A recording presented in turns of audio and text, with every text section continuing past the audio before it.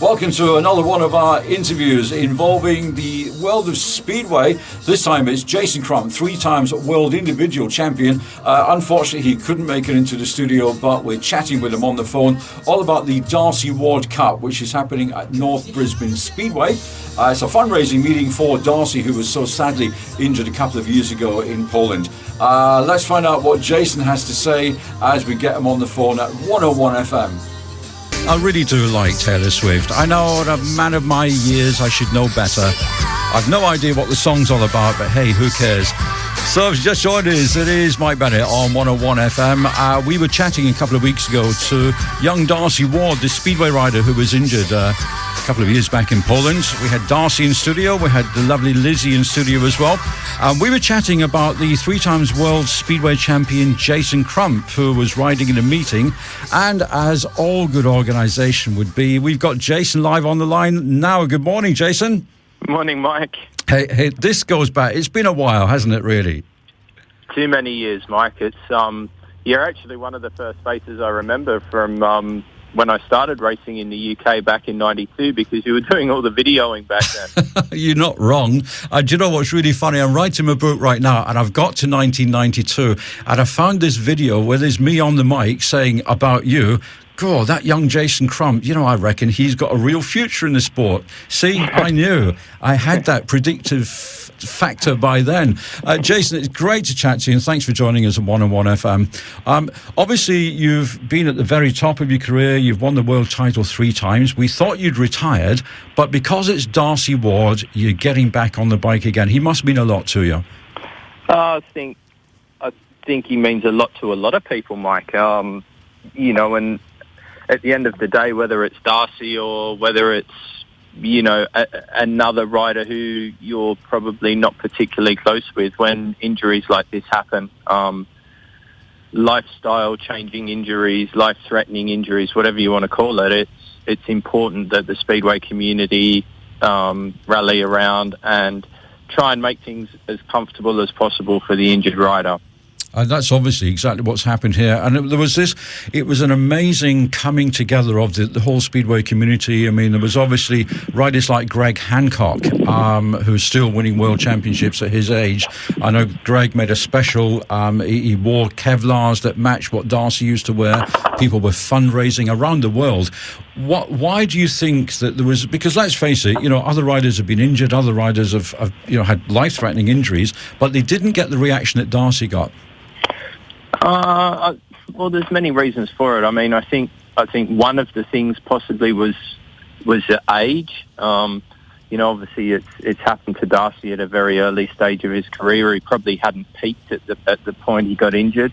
He'd had a few trials and tribulations along the way with his career, but to me anyway, it seemed like probably with Lizzie's involvement, and a few things that had gone against him in the last probably year or two before he was injured, I think his maturity was starting to kick in.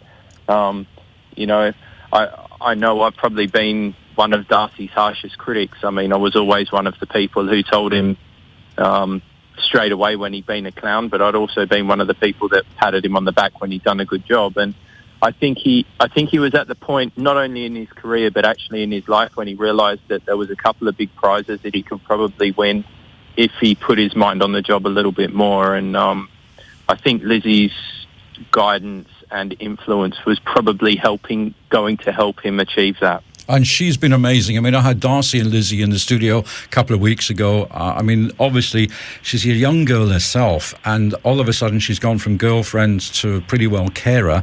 But just the love, the devotion that she has for Darcy. I mean, he is fortunate in one respect to have Lizzie by his side, because she is quite amazing. Yeah, well, it's an absolutely true story, isn't it? Behind every great man's a great woman, and that just shows you that it's absolutely true. And actually, a bit of a side story here, Mike. I was in England last year on business, not long after Darcy was injured, and I went down to the hospital he was in to see him for a couple of hours, and I was absolutely I was a bit emotional when I went in there, and I didn't, those sort of clinics aren't great places to be, and not great places to be around. And I actually decided once I'd walked in that I was just going to go into the bathroom and collect myself for a minute or two before I headed up to the room. And I was actually on my way there and not feeling great, as I said, and bumped into Lizzie, and actually spoke with her for a couple of minutes before I went in to see Darcy. So got a rundown from her, and amazingly in that place and at that time, she actually made me feel a bit better about being there, and it was actually quite amazing. And we spent a couple of hours there with them and Darcy's brother, and his mum was there for a little while. So it was good to do that and to see the commitment they have to each other, because as you said, they're young, they're only just out of their teens, really. And that was one of the things that struck me when they were in studio. But what was amazing was just how positive both of them were. And Darcy, one of the things that struck home with me, and I thought about it for a few days after, he said, you know what, Mike, I'd rather that it hadn't been me that this had happened to, but I'd been chosen and now I have to deal with it. And I thought, wow, you talk about maturity, Jason. Yeah. There's something he wouldn't have said 3 or 4 years ago. Amazing difference. No, probably not. But, as I said, he was... things were starting to probably come together for him, and he was starting to understand a lot more about what he was doing and what was needed to be done to achieve what he wanted to. And I don't say it's a funny thing as in a joking thing, but it's a funny thing in the fact the way he's dealt with it and the way he's matured with his injury and the way they've both coped with it. It's quite amazing. What's also quite amazing is, I saw, as you said, I watched your career from the beginning, followed you through, winning your world titles. I admired the fact that you retired at the very top of your game, and yet here you are, back on a bike again. I mean, you're going into this meeting on Saturday, and I guess once you get your racing head on, you're going to want to win it. Well, we'll go back to the retirement stage, Mike. I mean, I stopped racing competitively in 2012. I'd been racing as a professional since I was 16, 1992. I went to Europe to race my first year, and no different than anybody. I gave a lot to my career, and my wife's Australian, and our children, were both born in the UK. So we had a lot of things to think about. So my career it came to an end at that level in 2012. I was carrying a few injuries that needed to get fixed up, and anyway, I didn't ride for a couple of years, but I've been doing a little bit of riding in Australia, and I enjoy coaching. I'm a coach for Motorcycling Australia. I'm involved with the young guys. Actually did work, did a little bit of work with Darcy a few years ago, and we were probably looking at working together in the future as well. So as far as racing goes, I've done my time. I go up to North Brisbane on Saturday. It's a race meeting you can't find a better cause than meetings like this. Yeah. To be part of it. 3 Australian world champions on track in the same meeting. I don't actually think that's ever happened in Australian Speedway history before, because we've got Max Frick, who's a current under-21 world champion, Chris Holder, 2012 world champion, and myself, obviously, when I won the championship. So it's quite a special meeting for a few reasons, mainly because everybody's going there to ride for Darcy Ward, but, little stats like that keep cropping up and people are talking about. It's a pretty special event to be part of. And I'm so excited, and I'm so honoured that Ivor asked me to present the meeting, because, like you, I've not done this competitively for a while. I think it was about 2013 was the last meeting that I did. And I said on the radio earlier, I really hope I recognise some of the faces on parade, because that's my biggest fear, is introducing somebody I've never seen before. But, we'll get round that. We'll be fine. It's actually funny, because when I go to the races now, I look at most of the guys that I'm racing against or competing with. I'm actually old enough to be their father.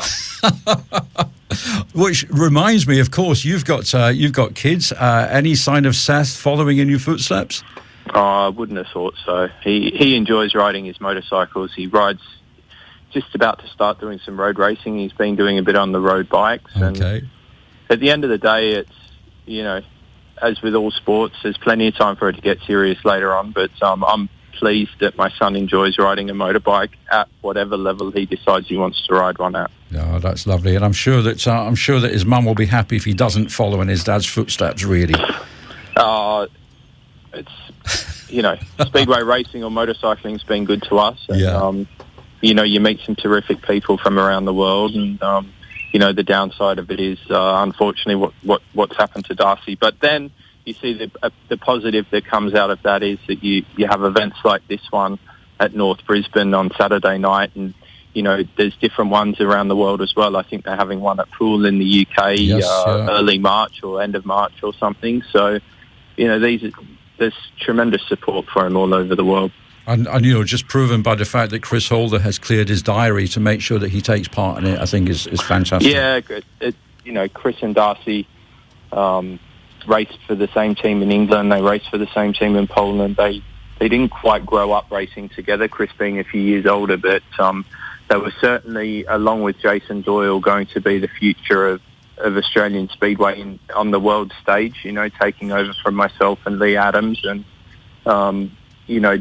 the future certainly looked bright for a little while there, but unfortunately we all know what happened. And, it's just a great thing that Darcy and Lizzie are dealing with it and working it so positively at the moment.